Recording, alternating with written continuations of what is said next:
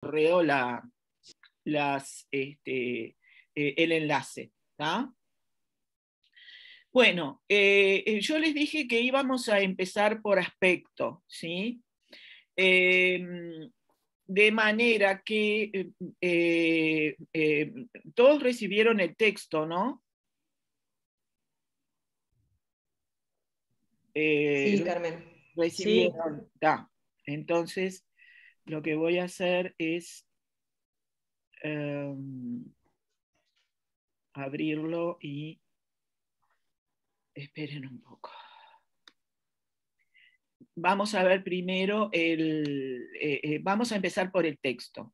Digo, ¿por qué será que empezamos siempre por un texto? A ver, ¿por qué? Porque es donde se actualiza la gramática. Exactamente. Exactamente. Entonces, al empezar por un texto, de alguna manera bajamos a tierra todo lo que después vamos a profundizar. Y más este tema de las perífrasis, ¿no? Y más este tema de las perífrasis, pero no voy a empezar por perífrasis, voy a empezar por este aspecto. Porque, a ver si es este, está todo pintado, tiene que ser este.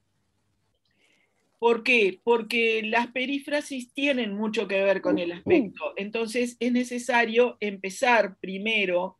¿Se acuerdan que el año pasado, muy rápidamente, hablé de aspecto? Pero tenemos que profundizar un poco más, como para poder de alguna manera entender esa clasificación que hace la nueva gramática sobre las perífrasis. En la nueva gramática está todo lo anterior, es decir, este tema es un tema que se apoya en todas las observaciones hechas por muchos gramáticos anteriormente. Este es un tema que realmente es como podría decir compartido y trabajado a partir de observaciones de todos los gramáticos anteriores. Entonces, vamos a ver qué es lo que pasa con este fragmento. ¿Lo están viendo todos? Yo les había mandado el texto pintado de amarillo. Lo que hice ayer fue pintar de este color medio turquesita otros verbos que no están configurando perífrasis o construcciones que podrían llegar a ser perífrasis, porque quiero que nos detengamos un poco a mirar qué es lo que pasa con estos significados, los significados léxicos que aportan los verbos. Ustedes habrán visto en la presentación que el aspecto se entiende como ese modo de acción, esa modalidad que se transmite a través de un verbo, ya sea a partir del léxico o ya sea a partir de lo morfológico. En este fragmento de Cortázar, por ejemplo, miremos el primer párrafo, con el sobre en la mano, después del merci bien, Madame Durand, salir a la calle no era ya lo mismo que el día anterior, que todos los días anteriores. Cada carta de mamá, aún antes de eso que acababa de ocurrir, este absurdo error ridículo, cambiaba de golpe la vida de Luis, lo devolvía al pasado como un duro rebote de pelota. Aún antes de eso que acababa de leer y que ahora releía en el autobús entre enfurecido y perplejo, sin acabar de convencerse, las cartas de mamá eran siempre una alteración del tiempo, un pequeño escándalo inofensivo dentro del orden de cosas que Luis había querido y trazado y conseguido, calzándolo en su vida como había calzado a Laura en su vida y a París en su vida. Cada nueva carta insinuaba por un rato porque después él las borraba en el acto mismo de contestarlas cariñosamente, que su libertad duramente conquistada, esa nueva vida recortada con feroces golpes de tijera en la madeja de lana que los demás habían llamado su vida, cesaba de justificarse, perdía pie, se borraba como el fondo de las calles mientras el autobús corría por la rue de Richelieu. Vamos a quedar ahí. Este es un hermoso cuento que se llama Cartas de Mamá y está en Armas Secretas. Si no lo leyeron, lo que debemos entender un poco de trasfondo es que Luis y Laura se habían ido de Buenos Aires y de su casa materna porque ocurrió ahí un problema familiar importante. Laura era la novia del hermano de Luis y bueno, se enamoraron Luis y Laura y todo esa voluptuosidad que genera el amor hizo que la familia explotara y no tuvieron más remedio que huir. Entonces cada carta de mamá lo volvía a la realidad. Es un poco el trasfondo que se vive y bueno, y que uno va dándose cuenta de esa realidad de trasfondo a lo largo de todo el relato, como siempre pasa, ¿no? Yo acá lo estoy espoleando. Bueno, fíjense en estos verbos. Cada carta de mamá cambiaba de golpe la vida de Luis. Lo devolvía al pasado como un duro rebote de pelota. ¿Ustedes dirían que ese proceso que se transmite a través del verbo cambiar, en este caso, es algo que ocurre todos los días, es algo habitual, es algo que se extiende a lo largo del tiempo?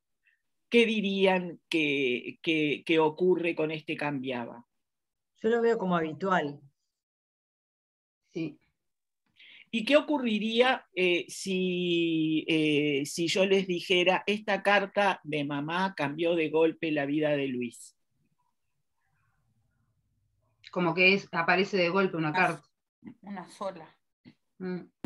Una sola y que es la que cambió, ¿verdad? Sí, entonces, esto que es habitual, ¿lo perciben como consecuencia de el propio verbo cambiar o de otros aspectos que cambian también? Con cada carta también. Cada carta es lo que, o sea, Lo iba hay algo en modificando. ese sujeto, ¿verdad? Hay algo en ese sujeto que genera lo habitual, ese cada, ¿verdad? Y si les dijera, las cartas de mamá cambiaban de golpe cambiaban la vida de Luis. También. También. Sí, también. Ahora, ¿en dónde? Pero le da como más importancia, me parece, a la carta en sí, el cada carta, ¿no? Claro, porque Claro. sí, hay una diferencia en las cartas de mamá cambiaba de golpe la vida de Luis, que cada carta, ¿no? Sí. Tiene Sí. que haber una diferencia ahí. Me parece que le da como la importancia y el peso digo, que tiene cada una de ellas, que las otras es como, bueno, Claro. más general. Exacto.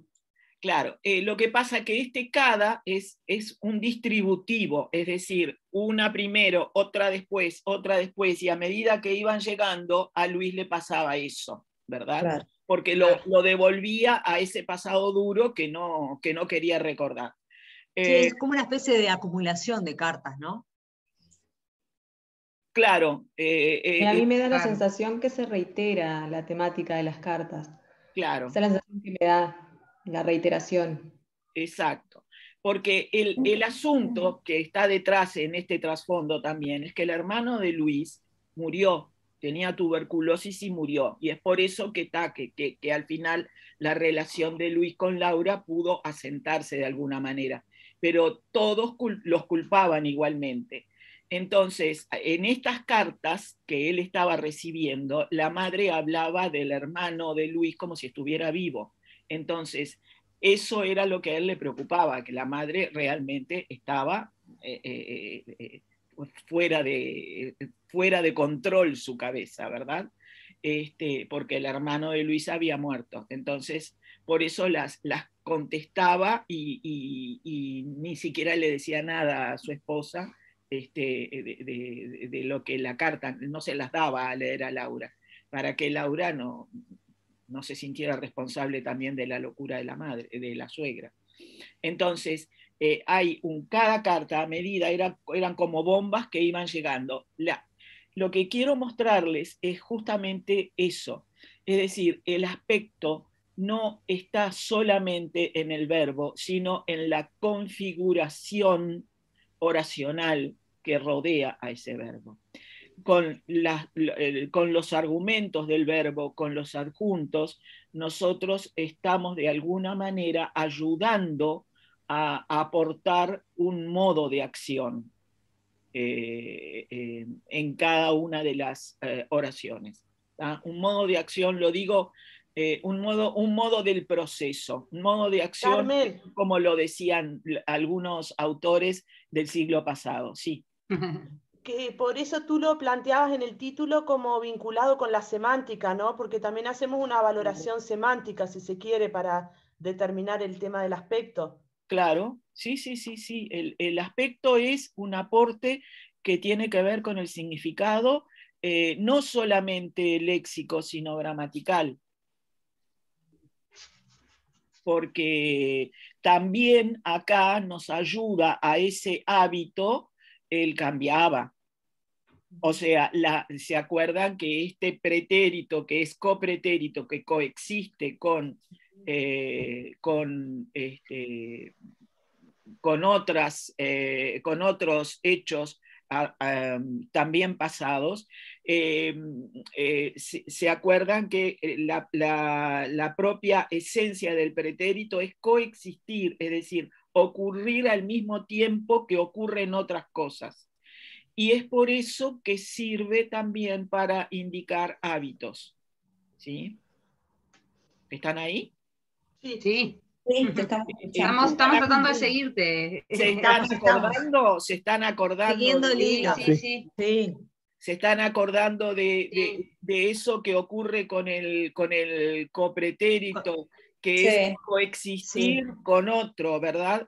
En ese momento, ese copretérito en realidad está Con el pretérito. marcando hechos que ocurren reiteradamente. Cada carta de mamá cambiaba, es decir, a medida que recibía esas cartas, esos días la vida se le daba vuelta, ¿no? Porque lo volvía al pasado. Tengo una pregunta, Carmen. Sí. Me surge de escucharte. Ese proceso que vos decís, ¿no? Que el aspecto se configura oracionalmente, estará más transparentado, digamos, en algunas oraciones que en otras, ¿no?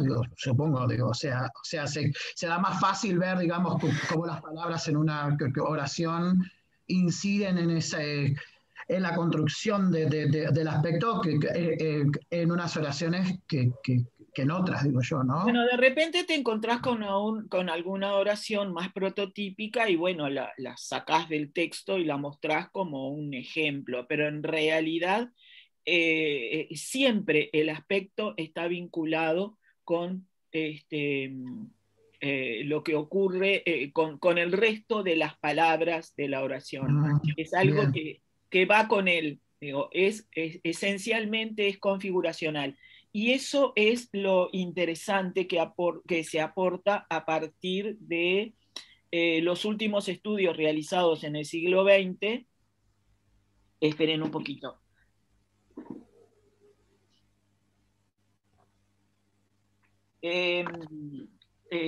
Sobre aspecto, Elena de Miguel en la gramática descriptiva tiene un capítulo hermoso sobre el aspecto verbal. Se ha dedicado a estudiar el aspecto y el léxico en los verbos a lo largo de toda su carrera. Pobre, y ahora las está pasando feísimas con el COVID, se agarró el COVID por la hija y y no termina de salir de esa situación post-COVID con... no importa. Pero en la nueva gramática lo que hacen es basarse en todos los aportes de Elena de Miguel de la gramática descriptiva. Ustedes siempre tengan en cuenta que lo que se dice en la nueva gramática, el principio de todo eso está en la gramática descriptiva, ¿no? Es decir, son los aportes que los distintos lingüistas han hecho a los estudios de la lengua. Entonces, si quieren ir para atrás, vayan al capítulo de la gramática descriptiva que hable de eso, ¿no? Porque van a encontrar ahí el trasfondo. Y bueno, y si quieren, pueden seguir yendo para atrás, pero bueno, eso lo hace solo una persona obsesiva como yo. Si ustedes vieran la que estoy yo ahora, yo me río de mí misma. ¿En qué estás, Carmen? Contanos. Bueno, yo soy fan de Poirot. Soy fan total, porque me gusta todo ese razonamiento lógico que hace el personaje de Agatha Christie. Entonces me miré todas las películas de Poirot que están en YouTube. Toda la serie me miré. Me la miré como ya es la segunda vez. Y me paré en el asesinato en el Orient Express, que es una novela que otros han trasladado al cine de varias maneras. Pero el actor que hace de Poirot, David Suchet, es excelente, el de la serie. Estuvo 25 años personificando ese carácter, lo procesó, lo maduró, lo estudió, se leyó todas las novelas de Agatha Christie, me miré las entrevistas que le hicieron a él. Él se leía y anotaba, porque en las novelas aparecen determinadas características del personaje y van cambiando a lo largo, ella va aportando datos de su personaje a lo largo de cada una de las novelas. Entonces me quedé en esa, que es una novela en la que Poirot tiene que tomar una decisión ética importantísima. Y miré, me conmueve cada vez que la veo, porque al final de la novela él sale con una cara de angustia terrible por haber tenido que tomar esa decisión ética. Y yo dije, a ver si en las demás películas captan ese sentimiento de Poirot, que va desde la justicia, desde la búsqueda de la justicia a la búsqueda de la verdad, a encontrar al culpable, o al permitirle al culpable, después de haberlo encontrado, escapar de alguna manera, porque encuentra que eso que hizo era una necesidad y no lo hizo de malo. Es decir, se juega mucho con la bondad, la maldad en el ser humano. Digo, en la medida en que uno va viendo la serie, va viendo cómo Poirot procesa todas esas vivencias y cambia un poco la rigidez con la que él veía las cosas al principio.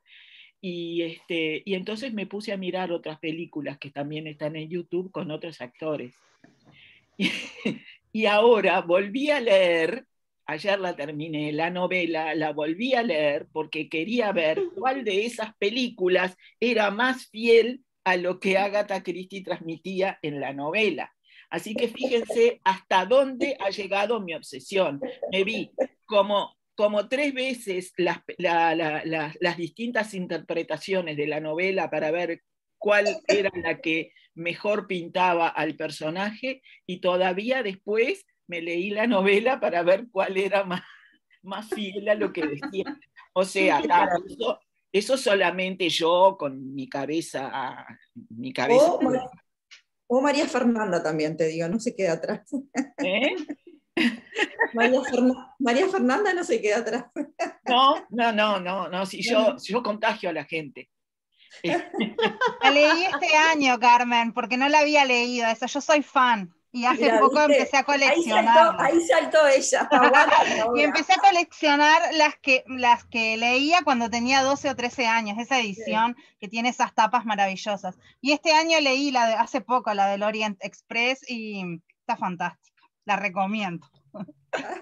El final. No, está fantástica, pero Fantástico. lo que además está fantástica es la interpretación que hace el actor David Suchet en la serie, porque al final le aporta algo más, es decir, en la serie hay como un crecimiento del personaje de Poirot que... ¿Cómo se llama la serie, Carmen? Poirot. Nada La más. serie se llama Poirot y está en Brit TV, están todos los capítulos. Y si uno lee la novela, es así sola esa novela, o sea, ¿no necesitas leer las anteriores? Ah, por supuesto. No, lees No, son todas separadas. No. Podés perfectamente... Igual hay una evolución hasta las últimas novelas que aparece Poirot, Carmen, que me imagino que las habrás leído. Sí, ¿no? sí. El final de Poirot está. Claro, pero el personaje, digo. Sí, no, el asesinato en el Orient Express, en realidad, yo no sé, en la serie lo que hicieron fue ordenarlas para mostrar cómo Poirot llegaba a ese final que aparece en telón, en cortina. Digo. Ahí va, sí. Esa novela, además, Agatha Christie la escribió como 10 años, después siguió escribiendo, pero ella quería matar al personaje para que no pasara lo mismo que pasó con Sherlock Holmes. Entonces quería matar al personaje y aparece y dejó esa... No le sigas spoileando, Carmen. Como Cervantes con Quijote, lo mismo. Claro. Vargas Llosa ya lo dijo. El personaje muere en algún momento, obviamente. Lo que pasa es que en la novela murió, ella ya lo mató mucho antes porque después siguió escribiendo sobre Poirot, pero la novela esa la dejó en una caja cerrada para que la publicaran después de que ella muriera. Eso quería decirles. Entonces, en la serie, porque además intervinieron, en esta serie intervinieron también los hijos de Agatha Christie, pidieron determinadas cosas para que se respetara lo que su madre había escrito. Y hablaron con el actor y todo, hubo entrevistas importantes. Entonces, fueron ordenando las películas, los episodios, como para mostrar la evolución del personaje, que llega hasta el final de la vida, cuando ya está viejito. Pero la verdad es que lo que es muy recomendable es la actuación de este hombre, que es como si tiene unos cuentos preciosos, unas anécdotas preciosas sobre algunas circunstancias, que están todas en YouTube, hay entrevistas sobre circunstancias de cómo se grabaron determinados episodios y cómo lo veía la gente. La gente en Inglaterra lo identificaba totalmente con Poirot, totalmente.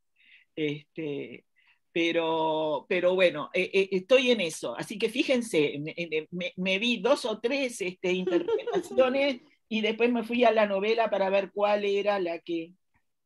Digo, esas son cosas que solamente hace un fanático. Fernanda, vos vas por el mismo camino. Tené cuidado. Ahora entiendo, Carmen, por qué esa similitud con Poirot cuando llegaba y le pasaba el pañuelito a usted al escritorio.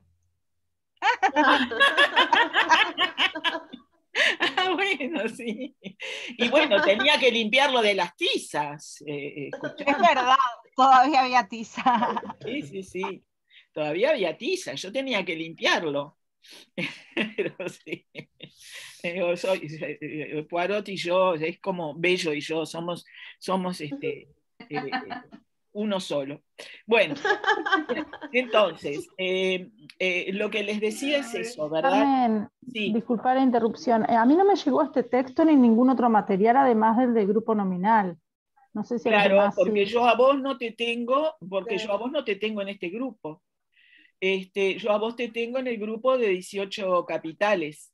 Sí, ingresé mal. ¿Eh? Recién me doy cuenta que ingresé mal. No, pero es que seguramente, pero a ver, a vos te llegó este link, entonces estabas incorporada En los dos. Claro, estás incorporada en los dos. Pero Yo Cecilia, participé el 12.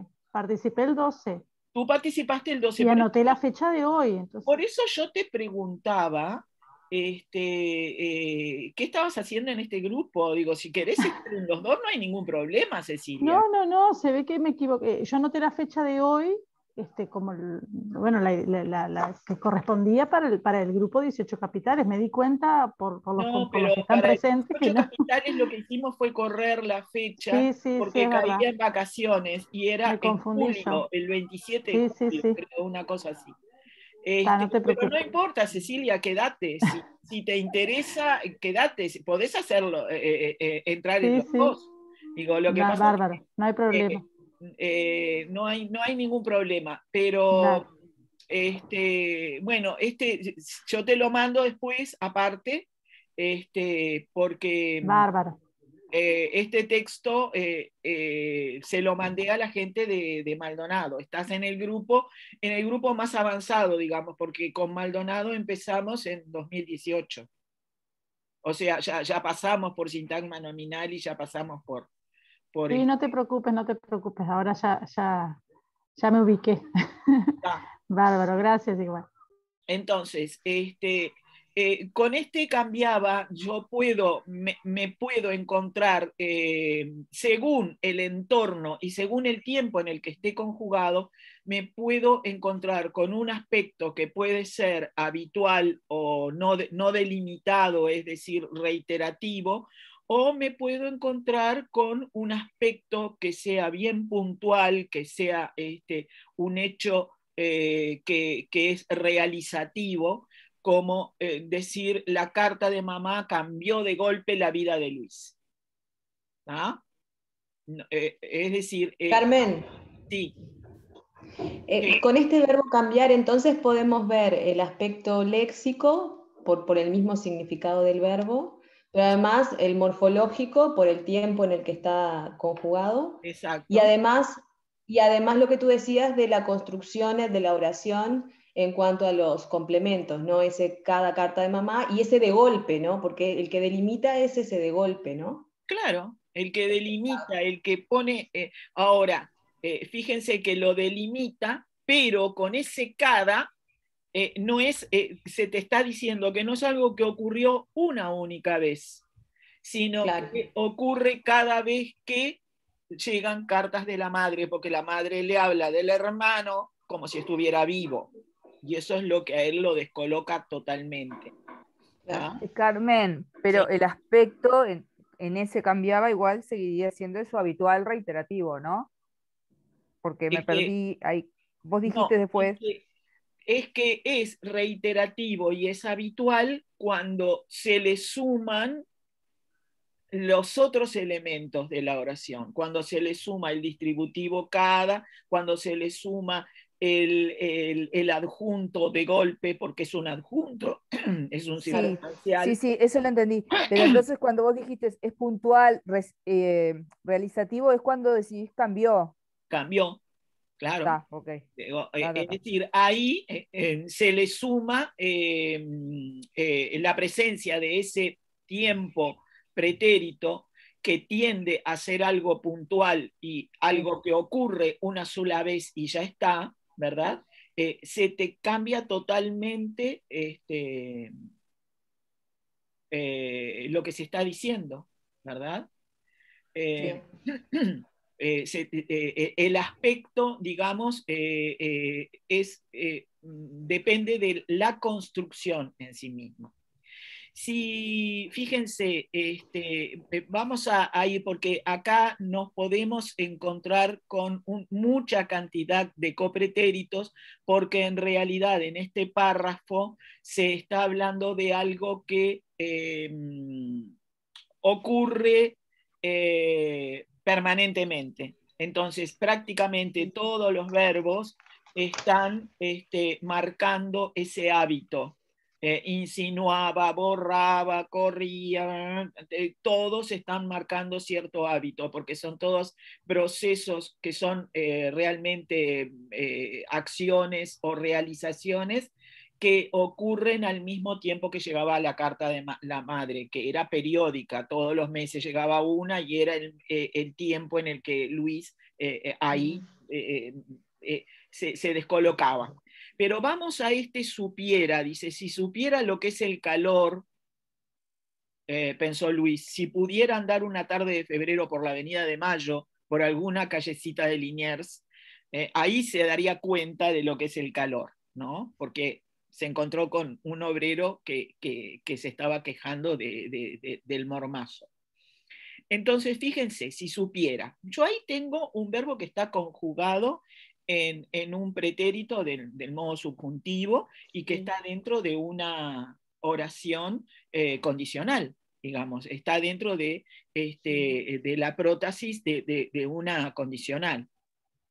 Ahora, a pesar de todo eso, que apunta a un hecho que en realidad es contrafáctico porque no ocurre así, el tipo que dijo que hace un mormazo en París no sabe lo que es el calor de Buenos Aires, pero si lo supiera, o sea, aparece ese subjuntivo porque en realidad es algo contrafáctico, pero el verbo saber tiene un soporte semántico que implica algo delimitado o algo no delimitado.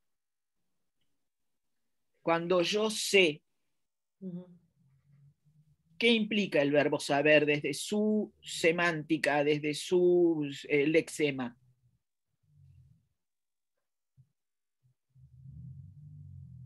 Una vez que sé algo. ¿Este sería en el aspecto léxico un estado? Es. Entonces no estaría delimitado. No está delimitado, es un estado.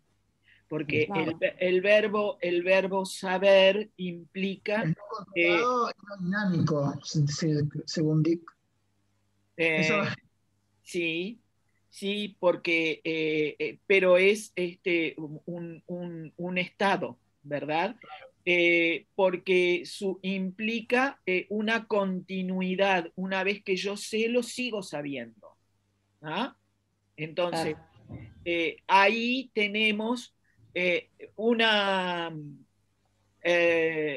sumatoria, ¿verdad?, entre lo que implica el subjuntivo como modo y tiempo, ¿verdad?, que supone hechos que no ocurrieron, que es posible que pudieran ocurrir, por eso decimos que es contrafáctico, porque en realidad estamos hablando de posibilidades y no de hechos concretos, pero igual el verbo, desde su significado léxico, apunta a un estado, ¿verdad? A un hecho no delimitado en el tiempo. ¿Y qué pasa con el verbo sacó, que está abajo? Sacó otra vez la carta del sobre sin ilusiones. El párrafo estaba ahí, bien claro. Era perfectamente absurdo, pero estaba ahí. Es puntual. Es asertivo, ¿no? Es una oración asertiva, ¿no? O sea, es una acción concluida, finita. Exacto. Ahora, esa finitud la da el verbo conjugado, la da el tiempo o la da también el significado del verbo. Creo que el significado del verbo también. Las dos cosas, porque el pretérito... Teniendo en cuenta que es una realización, contribuye, ¿no? Claro. Sí. O sea, yo acá tengo una finitud en la que se suma el significado del verbo con el significado gramatical del tiempo. Entonces lo tengo absolutamente finito, ¿verdad? A pesar de que diga otra vez. O sea, es algo que él ya había hecho en momentos anteriores, porque la carta la sacó y la volvió a meter en el sobre varias veces, la leyó varias veces, pero cada uno de esos actos es finito, terminado. Ahora, ¿qué pasaría si se dijera, sacaba la carta del sobre sin ilusiones? Sin el otra vez, porque ese otra vez... Como que vincula con la idea traumática de que siempre que abre la carta sabe que va a llegar de alguna manera el reproche de la madre, es como más durativo, ¿no? Claro, sí. Es más, apunta más a una reiteración, ¿verdad? Sí, acíclico. Claro. Ahí está, que es algo cíclico, es algo que ocurre y ocurre.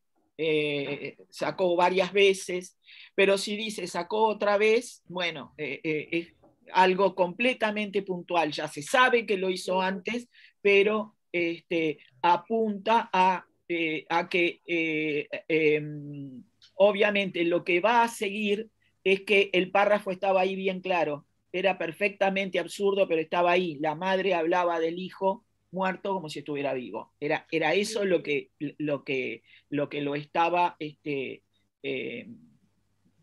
sacando de quicio a Luis, ¿verdad? De todas maneras juega muy bien con la ambigüedad, ¿no? Porque dice, sacó otra vez la carta del sobre y ahí da la idea de finitud. Pero cuando dice que saca la carta del sobre sin ilusiones, sí, es que de alguna manera hay una experiencia previa que, que lo desmotiva, porque hay una asociación negativa cada vez que ve que el remitente es la madre. Claro. Entonces ahí hay como una situación de ambigüedad, o sea, algo preciso, puntual, sacar la carta, pero al hacerlo sin ilusiones, porque hay una conexión emocional con ese pasado, como podríamos decir compleja, negativa, y vincula con experiencias previas también, ¿no? Vincula con experiencias previas, pero no previas de meses anteriores, sino previas de ese momento también, porque volvió a leer el párrafo porque era tan increíble para él que la madre estuviera hablando del hermano como que estaba vivo, que él pensaba, en algún momento llegó a pensar que era él el que estaba realmente mal de la cabeza y estaba leyendo mal. O sea, iba por ahí también la cosa. ¿Alguien dijo algo? ¿Alguien? No sé. No, porque yo escuché decir a Laura, cuando estaba haciendo la explicación, dijo, sacó otra vez, pero habló algo de finitud, pero ahí no hay. Ahí hay una continuidad, ¿no? No, mencionaba la idea de finitud dada a partir de la utilización del pretérito perfecto simple. Como acción concretada, como acción perfecta, porque está concretada. Perdón, acá Tano me distrajo. ¿Quién dice que, a ver, cuál es la discusión? ¿No lo ven como algo concluido? ¿Me están escuchando? Sí. A mí lo que me confunde es ese otra vez. El otra vez, claro. El otra vez no me deja, no me permite como que sea algo concluido. El otra vez. Incluso, te digo más, incluso si lo cambiamos al pretérito imperfecto. Sí. El otra vez como que no me permite, ¿no? Tener esa idea de algo que quedó concluido. Pero yo creo que la delimitación está en el significado del verbo sacar, me parece, porque es una realización, ¿no? Claro. El verbo creo que es ahí. El verbo sacar es realizativo, ¿está? Cuando uno saca y ya está, y dejó de sacar. Exacto. Entonces, ¿Pero es una realización o es un logro? Yo ahí me confundo. No, Es una acción. realización. El logro es cuando vos estás, el prototipo del verbo que supone un logro es llegar, por ejemplo. ¿Qué supone el verbo llegar? Estar trasladándose y finalmente encontrar una meta. Acá con el verbo sacar, vos estás enunciando una realización. Lo que pasa es que el logro, de repente, se obtiene a lo largo de todo el resto de los enunciados que se dicen en ese párrafo. De varios intentos, por ejemplo. Porque ¿qué logró darse cuenta al sacar la carta del sobre? Que no era mentira lo que él estaba lo que él estaba descubriendo, que la madre realmente estaba hablando del hermano como que estaba vivo. Entonces, el logro en realidad viene por ahí, terminó por convencerse de que era lo que él había leído era eso justamente, y no se había equivocado en la lectura. Pero en realidad es una realización. Ahora, Débora, cuando vos decís que ese otra vez te confunde, es que están esos, sos tú la que lo decís, ¿no, Débora? Sí, soy yo. Sí, igualmente. Sí. Porque ese otra vez supone una reiteración, una reiteración de hechos, pero no es lo mismo decir otra vez que cada vez. Si hubiera dicho cada vez, no tenía más remedio que utilizar el copretérito. Sacaba cada vez la carta del sobre. Claro. Porque con el copretérito vos podés apuntar a hechos que son habituales y que son acciones que se reiteran, aunque sea en minutos, pone la carta en el sobre, la saca del sobre, la vuelve a poner, la lee, la vuelve a meter en el sobre, pero ese otra vez supone que hubo veces anteriores y esta es una más. Claro. Carmen, te hago una pregunta. ¿Se podría modificar la ubicación de ese otra vez? Por ejemplo, sacó la carta del sobre otra vez sin ilusiones. Sí. Lo que pasa es que eso como que confirmaría la idea de que el sacó es delimitado. Sí, sí, puede ¿no? ser. Lo que pasa es que, a ver, ese otra vez... Se me ocurrió mirando el ejemplo. Si vos pones ese otra vez entre comas, sigue siendo un adjunto que de alguna manera apuntaría a toda la oración. Es un adjunto oracional, ¿no? Si vos lo dejás sin comas y al lado de sacó, o otra vez sacó la carta del sobre, o sacó otra vez bien pegadito, esté antepuesto o pospuesto, realmente es un adjunto que modifica a sacar. Ahora, si tú lo corres para sin ilusiones, entonces ahí y sin comas, lo que te está indicando es que sin ilusiones lo leyó una y otra vez. Claro. Ahí estaría modificando a sin ilusiones, no estaría modificando a sacó. A sacó. ¿Ah? Es decir, que no tuvo ilusiones al principio y no tuvo ilusiones en esa instancia también. Es decir, claro. El orden de los elementos oracionales es fundamental para mostrarnos a nosotros hacia dónde se dirigen las palabras con sus referencias y sus funciones oracionales, ¿no? Ese otra vez realmente podría estar en un lado o en otro justamente porque es un adjunto, pero según el lugar va a pesar sobre sacar, o va a pesar sobre sin ilusiones, o va a pesar sobre toda la oración como un modificador oracional. Carmen, pensaba también desde el punto de vista literario que si bien no armonizaría el otra vez con el sacó, pero que es necesaria esa construcción, esa dicotomía para también expresar el conflicto emocional del personaje, ¿no? Claro, sí, por Como que supuesto. es funcional también desde ese punto de vista. Por supuesto, porque nos está diciendo que en realidad era un acto que él con esa carta estaba haciendo, lo hizo varias veces, ¿tá? Porque para él había incredulidad respecto de lo que estaba leyendo, ¿tá? Pero quise empezar por acá para que ustedes vieran cómo las palabras que rodean a cada verbo van a ayudarnos a interpretar ese aspecto léxico, ¿tá? El aspecto léxico se construye junto con las palabras en una oración. No es solamente una responsabilidad del verbo solamente. ¿Ah? Por eso... Carmen. ¿Qué?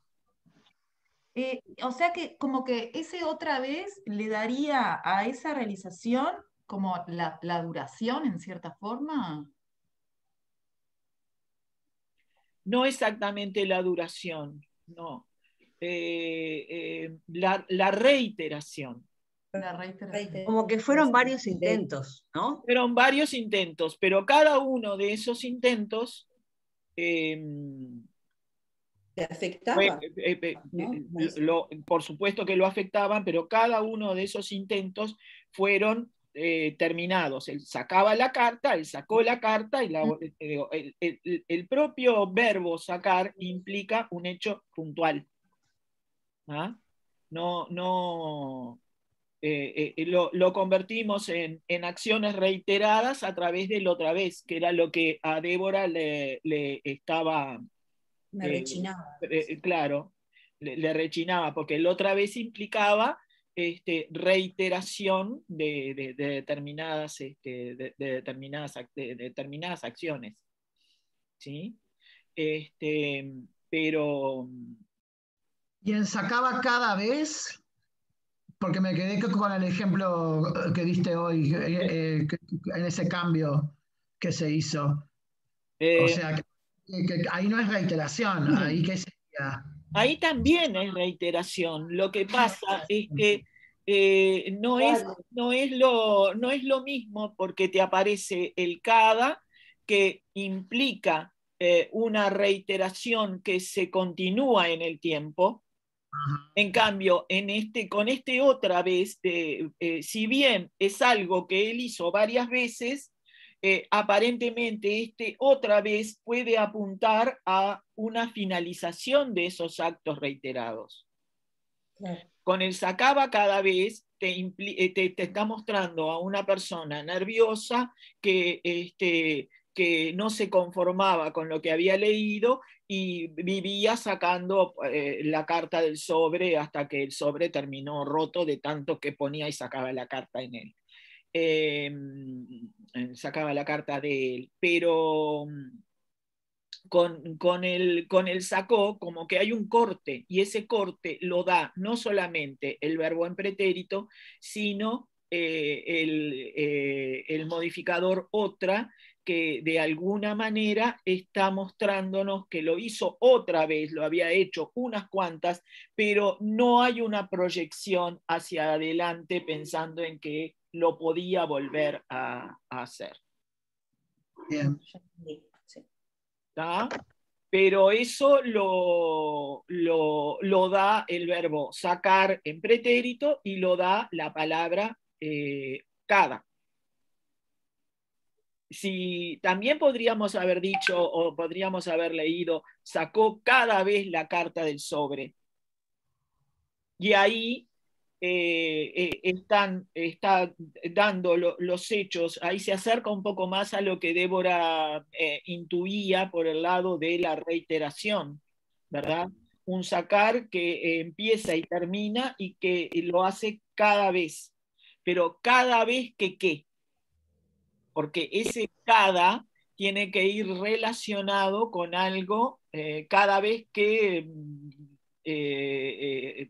recibía las cartas de mamá o cada vez que miraba el sobre, sacaba, o sea, hay un cada que se tiene que relacionar con algún hecho. De la misma manera que yo estoy compartiendo con ustedes, ya no sé lo que estoy compartiendo. Porque les puse pero ustedes siguen preguntando por el texto, entonces vamos a volver a ver el texto. Cuando están en el texto, ahora sí.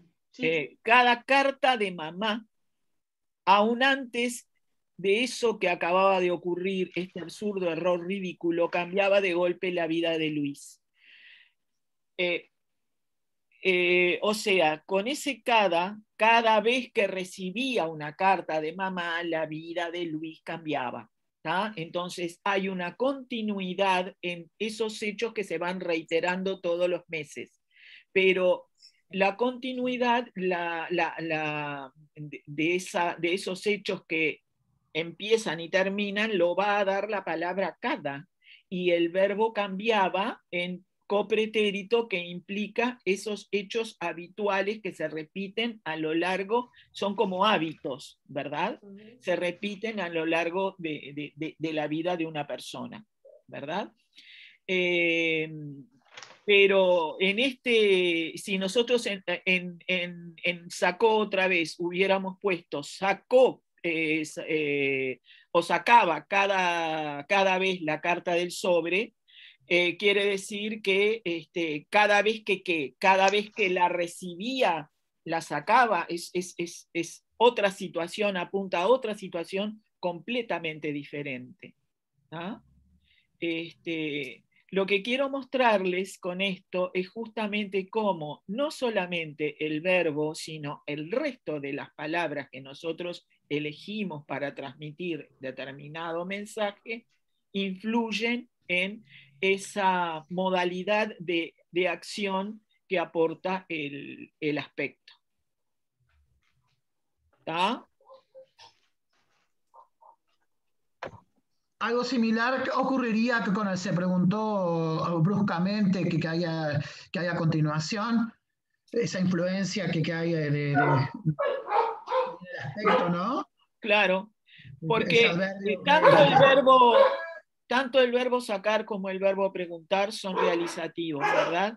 Si tú los conjugás en pretérito, esa realización, ayudas a que esa realización tenga una finitud. Y ese bruscamente ayuda más todavía a que es un hecho puntual, ¿verdad? No es un hecho que se reitere o que se continúe en el tiempo de otras maneras. Perdona, Carmen, me perdí. ¿Cuándo es que ayudás a que tengan finitud el verbo preguntar? Que ayudás más a la finitud cuando tú lo conjugás en un pretérito, porque el pretérito, es decir, hay dos pretéritos que en español tenemos dos pretéritos que marcan el aspecto o continuativo o delimitativo. ¿tá? El copretérito es continuativo. Eso es lo que aporta flexivamente el copretérito. Apunta hacia una continuidad, porque coexiste y al coexistir continúa, se extiende en el tiempo. No tiene marcas delimitadas ni de comienzo ni de final. En cambio, con preguntó, tú tenés un aspecto totalmente delimitado. No es lo mismo preguntó que preguntaba. Preguntaba, como el verbo es realizativo, apunta a un hábito. Cada vez que llegaba preguntaba lo mismo, ¿tá? Porque el verbo es realizativo. Después vamos a ver cómo el aspecto flexivo incide sobre el aspecto léxico en verbos de determinado tipo, porque en un verbo realizativo como preguntar, que supone la realización de un hecho puntual, ¿verdad? Si vos decís preguntó, lo preguntó una vez, punto, ya está, se acabó. con el verbo conjugado en pretérito, la delimitación queda todavía más marcada. En cambio, si vos decís preguntaba, el verbo es un verbo realizativo, el verbo tiene una delimitación, pero con la terminación verbal, el morfema flexivo aba, lo que tú haces es aportarle al verbo un hecho habitual. Lo estás convirtiendo en hábitos. Cada vez que llegaba, preguntaba lo mismo. O él siempre preguntaba lo mismo al llegar. Ahora porque me mareé.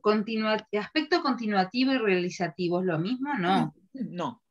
Ah, ta. ¿Y el realizativo cuál es? El realizativo, por eso vamos a ir a la diapositiva.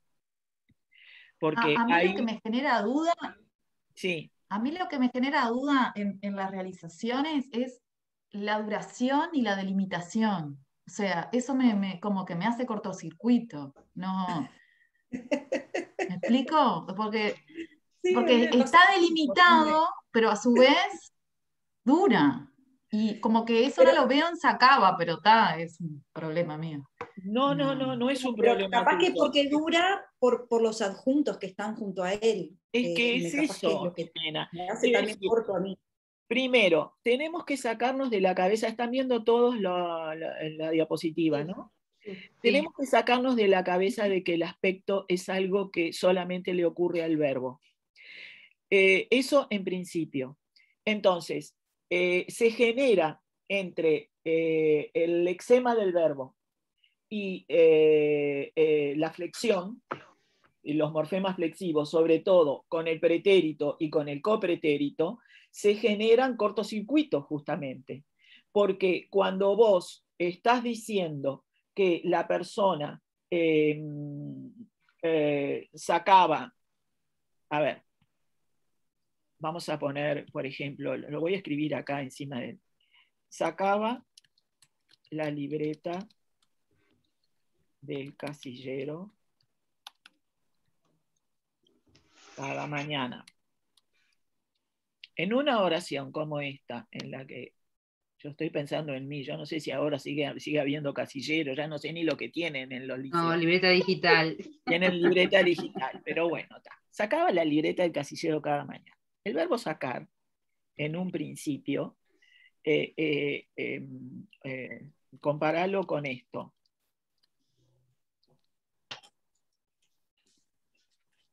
Yo no puedo decir cada mañana. ¿Por qué? Porque cada mañana implica un hecho reiterativo. Reiterativo. Y si lo llego a decir, lo tengo que decir en función de otra cosa que sí estaba ocurriendo cada vez. Yo digo, sacó la libreta del casillero cada mañana para buscar determinada información y nunca la encontró. Entonces ahí yo tengo que justificar ese sacó de otra manera, porque el verbo sacar es un verbo realizativo. Cuando tú sacás y se acabó, sacás los muebles del cuarto y bueno, ya lo sacás, ya lo sacás. Es el pretérito entonces el aspecto realizativo. Entonces, el verbo en sí mismo es un verbo realizativo por su significado, porque sacar implica un hecho puntual. Cuando tú sacás y ya está. Lo sacaste y quedó afuera. La realización es un tipo de significado que puede tener el verbo, o sea. Claro, el verbo realizativo es por su significado léxico.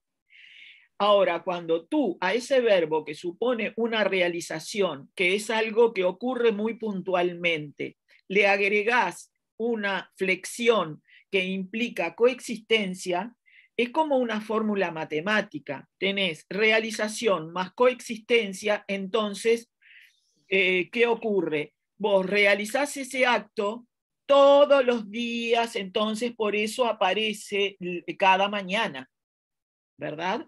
O sacaba la libreta del casillero cuando llegó Luis. Entonces ahí estás suponiendo que esa realización tiene cierta duración en el tiempo y que termina en el momento en que llegó Luis. Entonces, cuando se le suma a un verbo que implica una realización, se le suma el morfema flexivo de copretérito, se logran determinados significados aspectuales que implican un hábito, y si tú le agregas un morfema flexivo que es terminativo, como ocurre con el pretérito sacó, entonces lo que estás haciendo es duplicar esa finitud del realizativo. Porque el realizativo, el ser realizativo o ser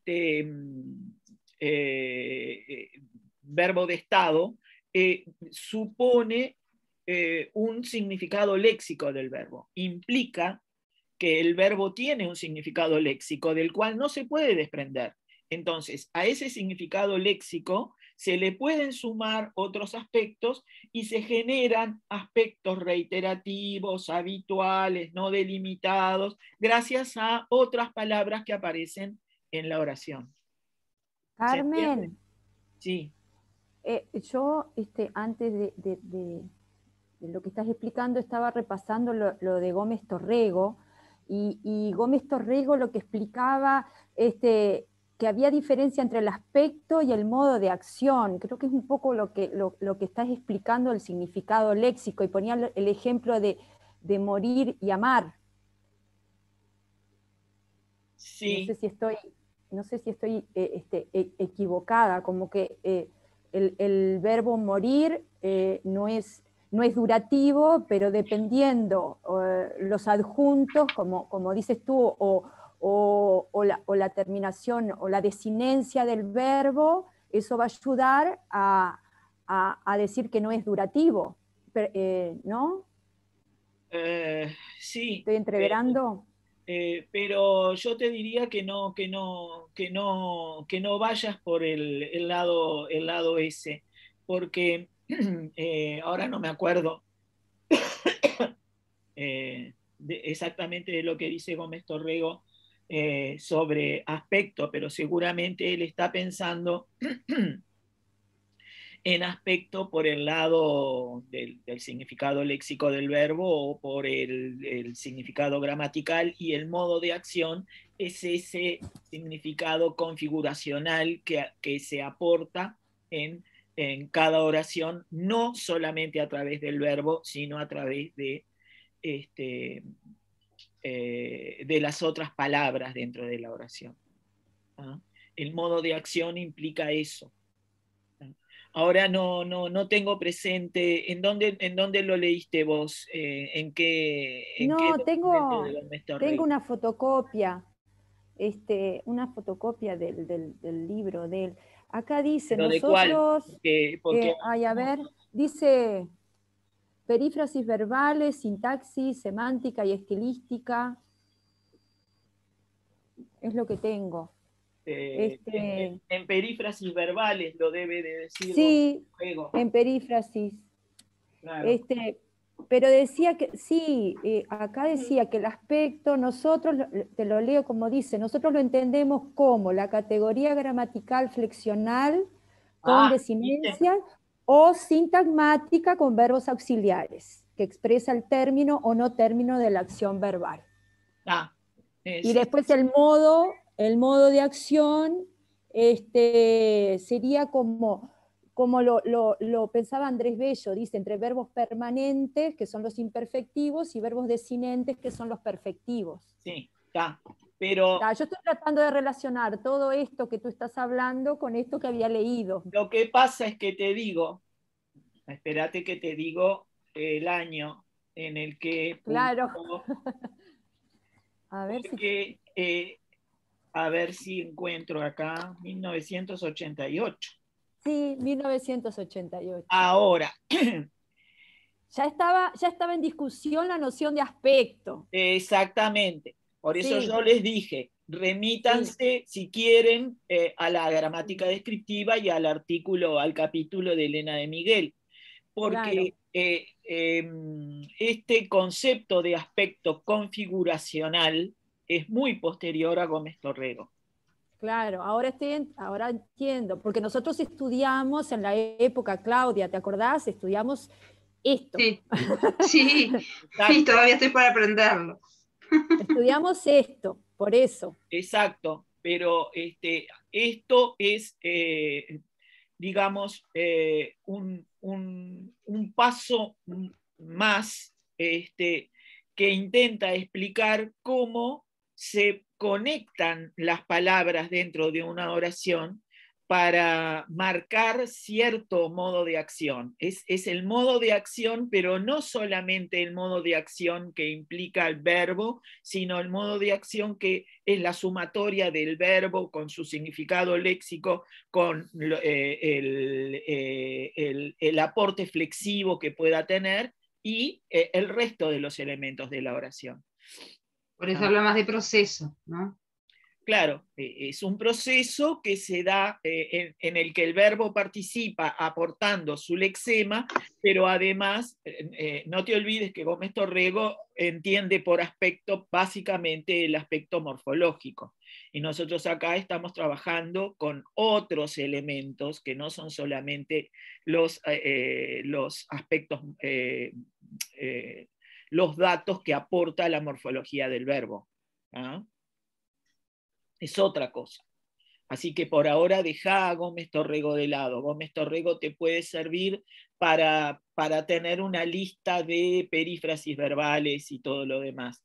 Pero por ahora déjalo de lado. ¿Ah? Porque bien, gracias, esto es un paso adelante. Un paso adelante sobre las consideraciones que los gramáticos fueron haciendo, obviamente. Es como todo, en toda ciencia, y esto a pesar de lo que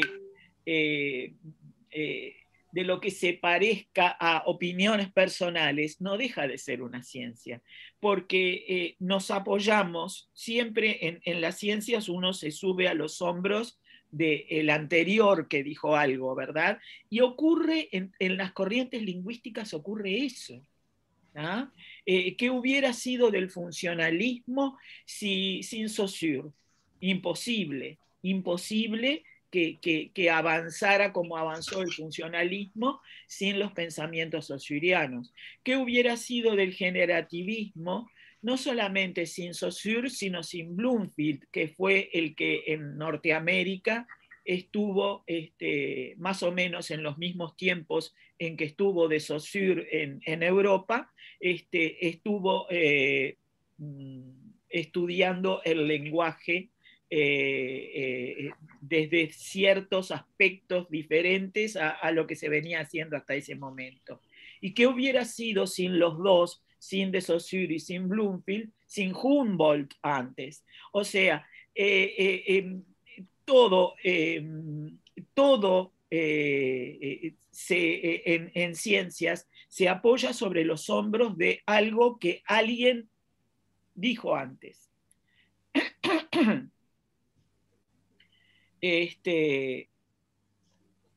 Entonces, lo que pensó Gómez Torrego en 1988 era lo que en esa década y en ese momento del siglo XX se estaba pensando en general, ¿verdad?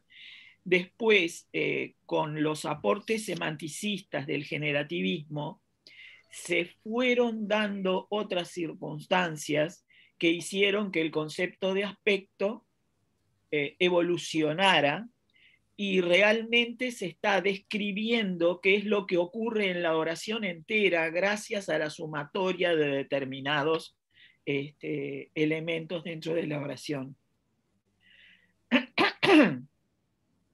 Por eso les decía que no es lo mismo un verbo realizativo conjugado en un copretérito que un verbo realizativo conjugado en pretérito.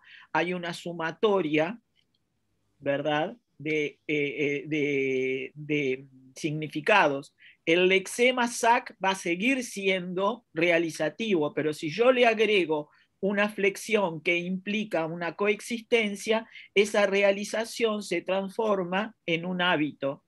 En este otro caso, el lexema sac significa algo realizado y puntual, pero si yo además le agrego en una flexión que también indique algo puntual, ¿verdad?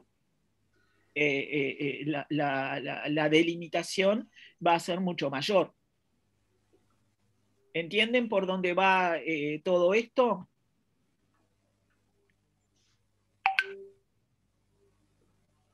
¿Sí? Sí. Sí, sí. Bueno, muy bien. Ahora, fíjense lo que dice la nueva gramática, es la estructura interna de los sucesos, no su vínculo con el acto de la enunciación. ¿Se acuerdan que el tiempo verbal sí nos marcaba, era referencial? Es decir, yo tengo un evento que está ocurriendo en determinada línea del tiempo y esa línea del tiempo se va a relacionar con el acto de la enunciación. ¿Se acuerdan de los cuadros que hacíamos, no? Esa línea del tiempo y el acto de la enunciación con el que ese tiempo se vincula. Acá no, acá hay una estructura interna de los sucesos. Entonces, van a ser, por ejemplo, en el aspecto, se van a mostrar hechos que surgen, eventos que surgen, que se terminan, que se repiten, que se perciben únicamente en un punto o que se perciben inacabados. ¿Tá?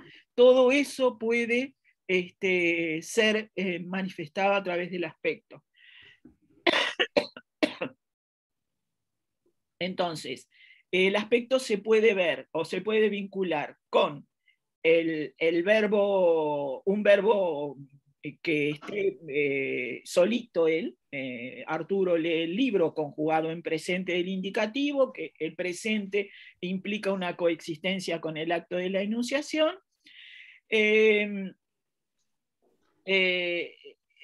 Y yo puedo decir, Arturo lee el libro todas las mañanas, o Arturo lee el libro diariamente, ¿verdad? Entonces lo puedo transformar en un hecho habitual si le agrego eso, o ¿qué está haciendo Arturo? Lee el libro en este momento, algo puntual, ¿verdad? Si lo conjugo en presente, supone algo que puede ser habitual o puntual. En cambio, si yo conjugo este verbo dentro de una perífrasis con el gerundio, además que implica duración, no tengo más remedio que interpretarlo como un hecho durativo. ¿tá? Entonces, es lo que ocurre con la estructura interna de ese verbo que conjugado en presente puede indicar algo habitual o puntual, según lo que nosotros aportemos en la oración o en el contexto, o si lo estoy conjugando en una perífrasis, le aporto el aspecto durativo. Lo que se va a explicar en la gramática es por qué pueden ocurrir esas cosas. Entonces, acá es cuando aparecen las clasificaciones semánticas de los verbos. Los verbos pueden indicar, desde el punto de vista léxico, actividades, realizaciones, consecuciones o logros o estados. ¿tá?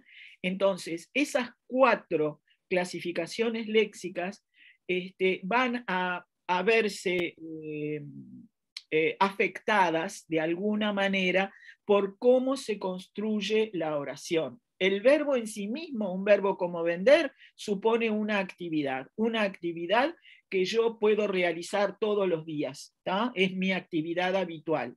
Llorar, si querés llorar, llorá. Llover, manejar un auto, trabajar, es decir, yo puedo aportar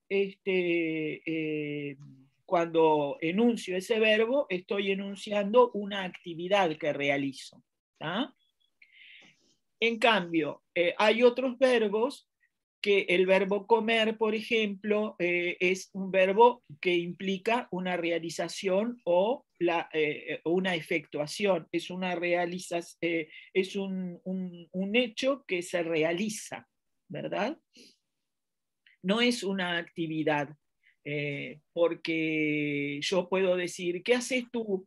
Vendo libros, ¿a qué te dedicas? Yo acá no puedo decir que me dedico a comer un platillo, no me dedico, porque si no estaría rodando por el mundo. Entonces, son realizaciones puntuales, son efectuaciones. Hay otros que indican consecuciones o logros, por ejemplo, alcanzar, caerse, llegar, perder, pero vieron que aparecen muchos ya con su argumento, alcanzar la cima, perder las llaves.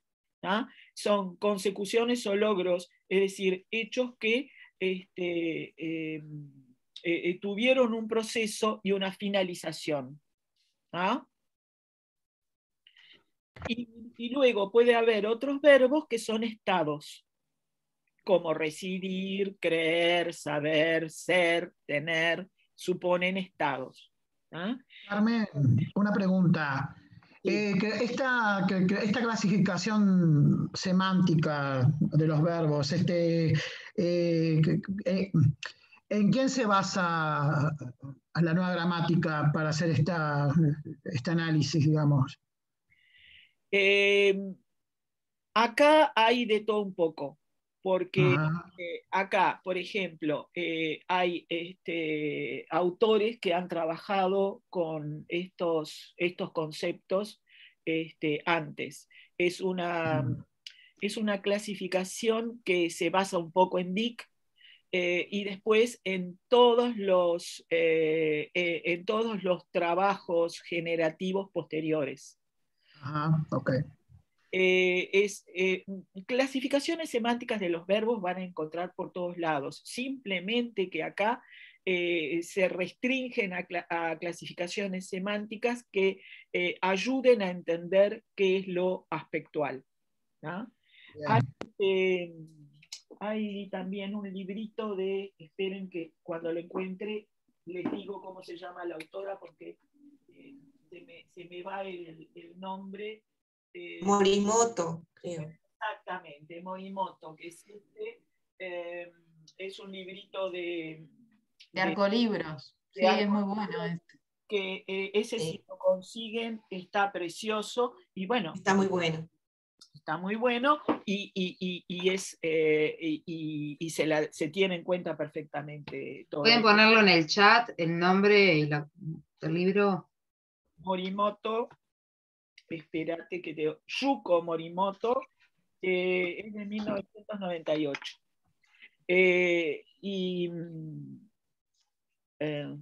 A ver, ¿por dónde anda el chat acá?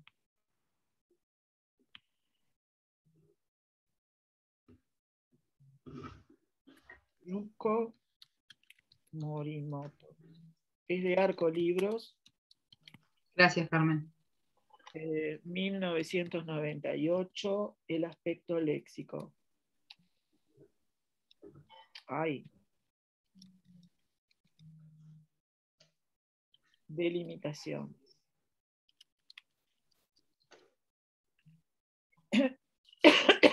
O sea, hay acá una enorme cantidad de autores anteriores que trabajaron en el tema. Entonces, esto se nutre de todo lo hecho anteriormente, ¿verdad? Y por supuesto, yo no sé en qué momento Elena de Miguel hizo su tesis, pero seguramente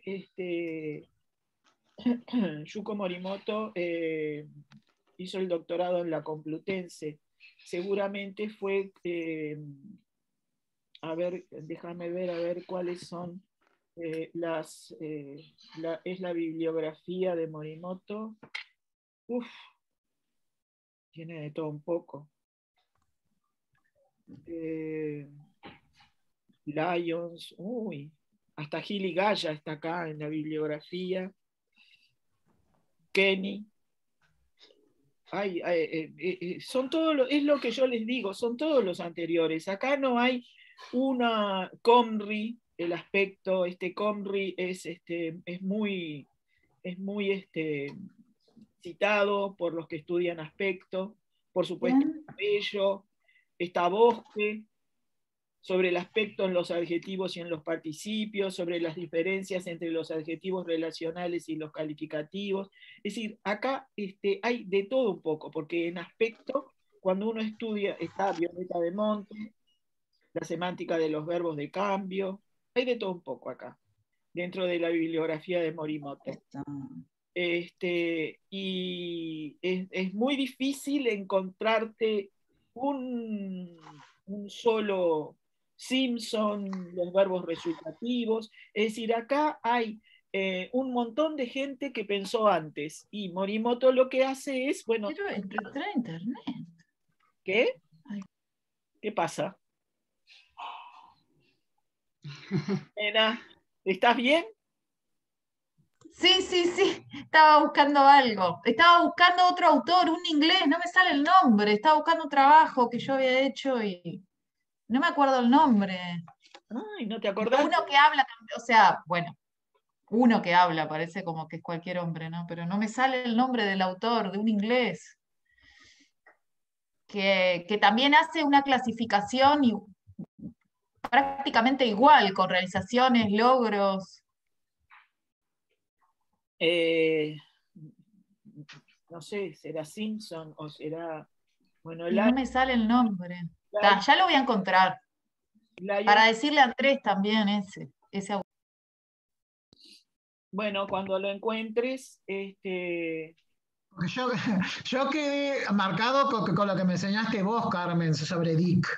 Que eso es culpa tuya. Claro, pero si ustedes se fijan, acá hay mucho de Dick, digo, Claro. Pero no solo Dick, hay otros. Claro, no, ya sé, por eso mismo estoy preguntando. ¿No será Kenny, Jimena? Cuando tenés ingleses, tenés a Kenny, Sí. tenés, Capaz que sí, capaz que era ese, sí. Sí, porque Kenny es Action, Emotion and Will. Es de 1963. Hay muchos anteriores que han trabajado. Está Lyons con su semántica, que también lo trabajó.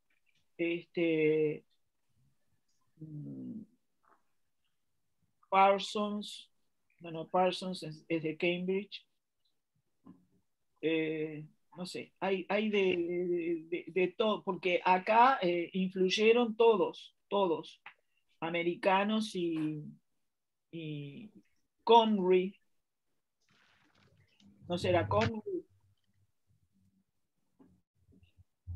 Bueno, cuando Sí, sigo buscando.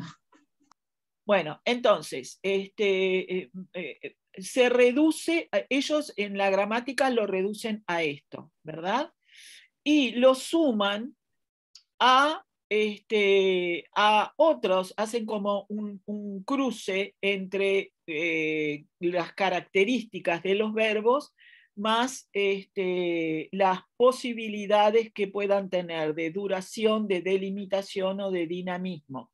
El dinamismo implica, ese dinamismo es el mismo dinamismo de Dick, es decir, implica el hecho de que son eventos que suponen cierta duración en el tiempo o cierto movimiento. No es exactamente movimiento. Cuando algo es dinámico, el dinamismo es lo opuesto a lo estativo. Por eso los verbos que suponen un estado no son delimitados y no son dinámicos, ¿verdad? Dinamismo como transformación, ¿no? ¿Qué? Dinamismo como transformación sería. Claro, Bien. claro. Es un concepto muy, muy similar al concepto de Dick, ¿verdad? En cambio, las actividades sí suponen cierta duración, no tienen por qué estar delimitadas y sí son dinámicas. Las realizaciones por supuesto que tienen los 3 aspectos positivos. Las consecuciones o logros no tienen duración, porque cuando vos lograste algo implica que esa duración ya pasó, vos alcanzaste la cima y no hay una duración, hay un hecho puntual que está delimitado y supone una transformación porque es algo que es la consecuencia de algo que vos hiciste antes, ¿verdad? En cambio, el estado es durativo, no es delimitado y no es dinámico. Lo que yo hice fue agregar este cuadro para que lo tuviéramos los ejemplos, que no lo tienen ustedes, es un cuadro que yo agregué después, después se los mando. Lo único que tiene es este cuadro de diferente, ¿verdad? Es la misma presentación, pero con este cuadro agregado. Fíjense, cuando yo digo que estoy vendiendo libros, supone, o cuando digo vendo libros, es algo que supone cierta duración en el tiempo, cierta extensión. No lo estoy delimitando porque es como una especie de hábito, ¿verdad? Y sí es algo dinámico.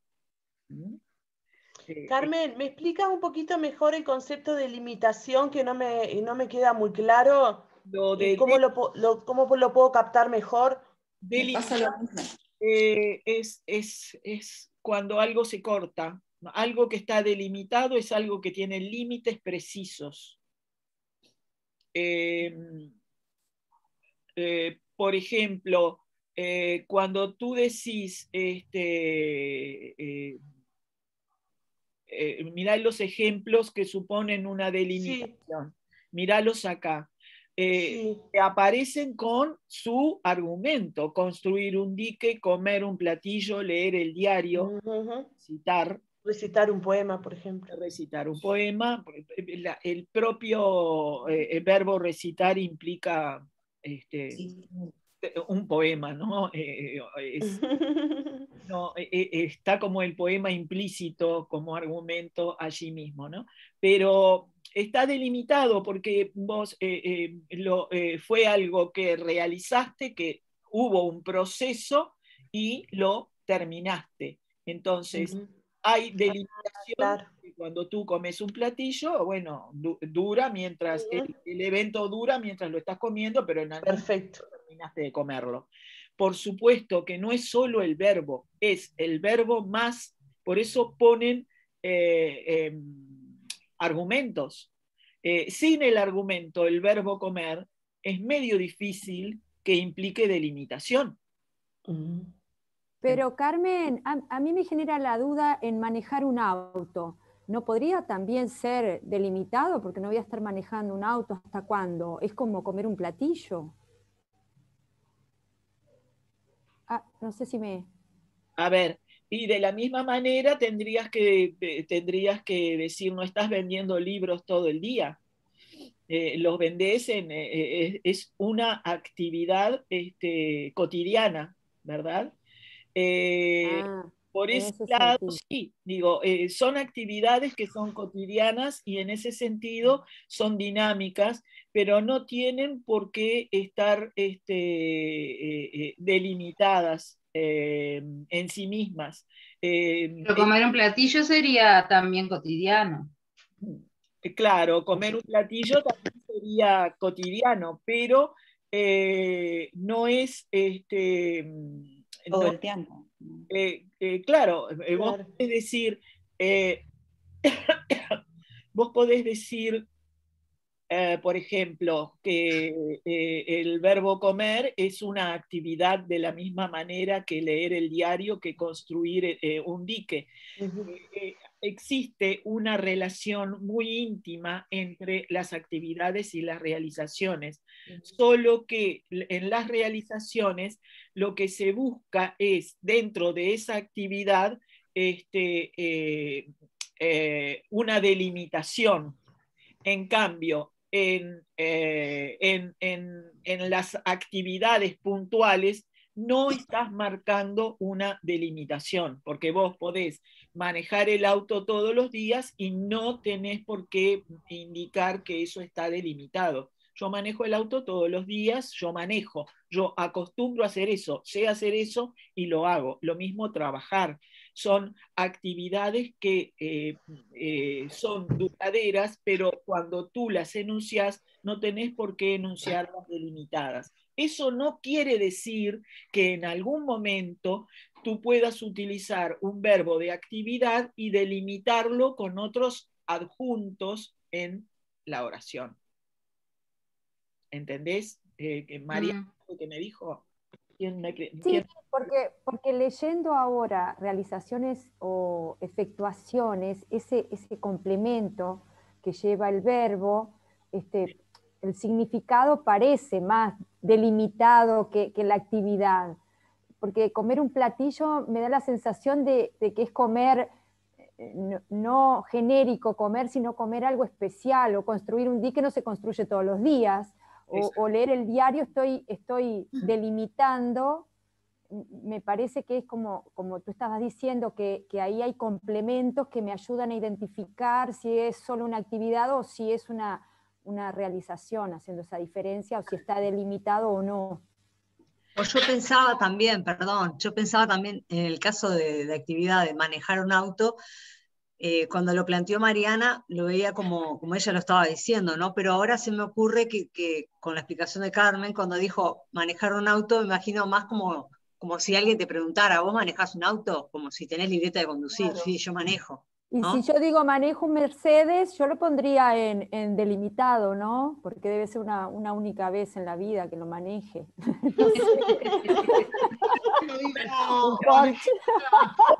Hasta la avenida tanto. Escuchá, vos ahí lo vas a delimitar con, digo, aquel sábado manejé finalmente. Si yo lo digo, manejé hasta la avenida tanto, ahí es diferente. Ahí yo no lo estoy diciendo como una actividad. No. Claro. Inclusive lo estás diciendo como un logro. Es decir, claro. todo depende, digamos, al verbo en infinitivo con ese complemento supone una efectuación o supone una actividad o supone un logro, pero todo depende. Es decir, esto les muestra, y estas dudas que están planteando ustedes, son las dudas necesarias para poder entender por dónde va esta clasificación. No es una clasificación que esté completamente cerrada en sí misma. Claro. Esta clasificación va a ser como la bolsa donde nosotros podamos llegar a incluir un verbo que tiene determinadas características léxicas, pero que junto con determinados complementos va a manifestarse determinado aspecto configuracional que no es el aspecto léxico puro y duro y simple del verbo en sí mismo. Se van a sumar, como en una fórmula matemática, se van a sumar y van a obtenerse distintos resultados. Por eso es importante, y por eso hice este cuadro, porque de alguna manera yo puedo encontrarme con un verbo que suponga que esté dentro de una realización o una efectuación como el verbo comer, pero es una actividad. Si yo digo yo todos los días me como una manzana, entonces ahí el verbo comer ya no va a ser simplemente no va a tener una delimitación precisa, sino que va a implicar un hábito, ¿verdad? Que hago todos los días. Entonces, si digo finalmente se comió todo el plato, bueno, ahí voy a tener un logro. Porque no lo comía habitualmente. No comía todo y ahora come todo. Entonces es un logro.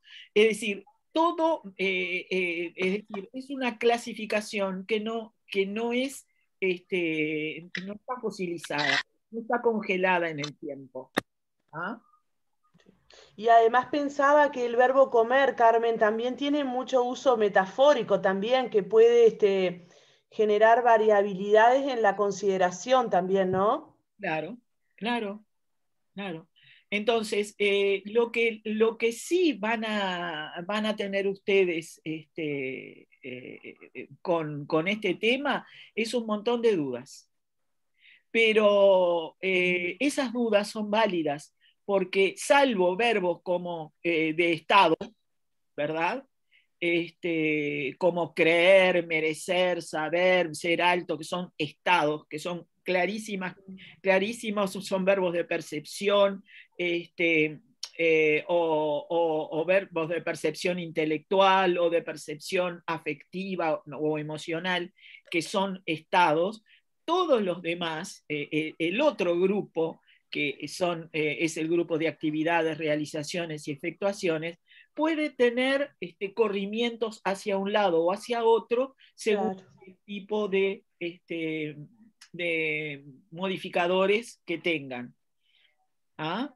Fíjense lo que dice la nueva gramática. Yo acá lo que hice fue copiar lo que dice en un párrafo. Como se ve, los predicados del tipo 1, 2 y 4, es decir, actividades, realizaciones y estados, poseen duración. ¿Ven? Están acá, ¿verdad? Lo que no posee duración es alcanzar la cima o perder las llaves, porque perdí las llaves. En un contexto como ese, ¿verdad? No es duración, es una consecución. Me traje tanto que perdí las llaves. Entonces, poseen duración los anteriores.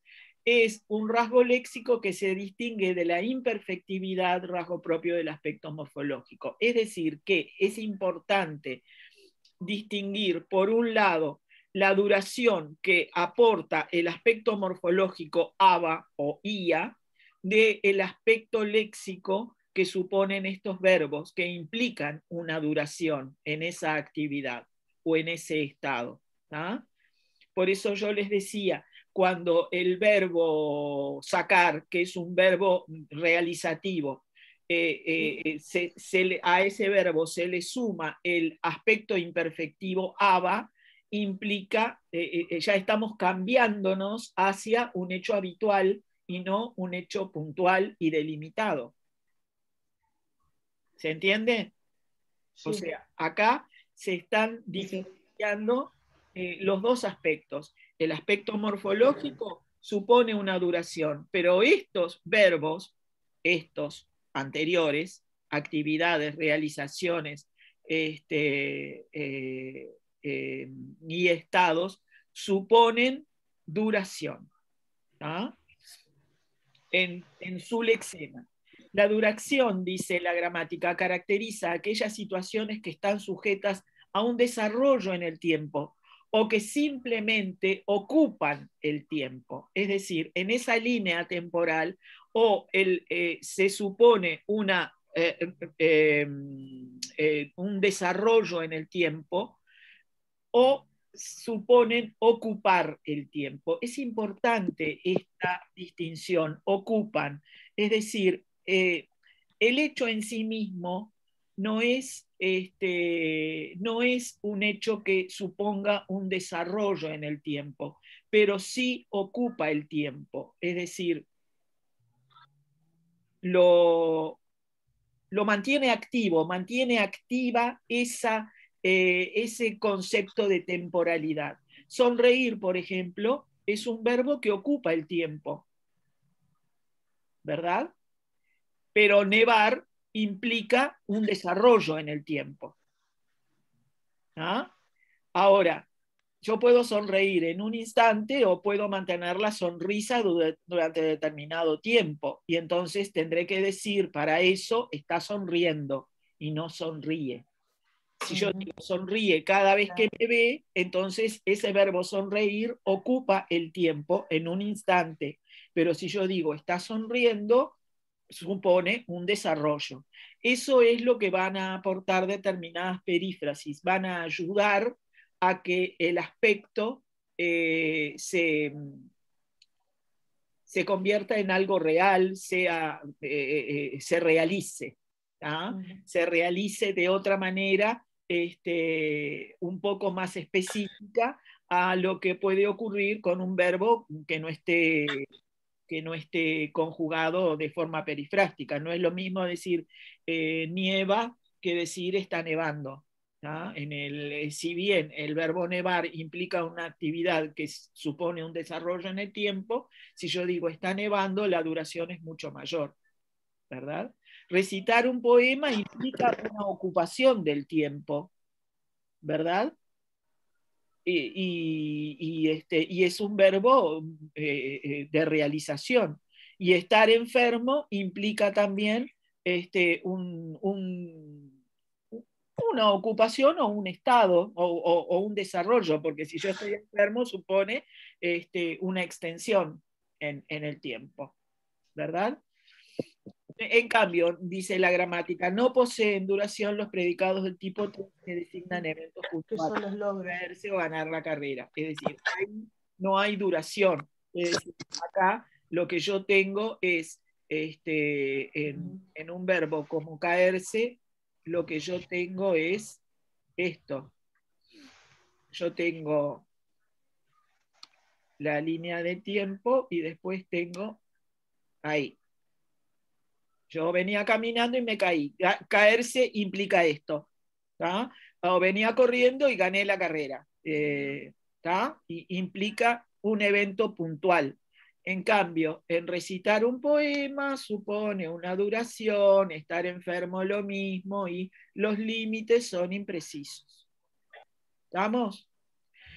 Nos quedamos por acá porque ya llegó la hora, pero escuchen, yo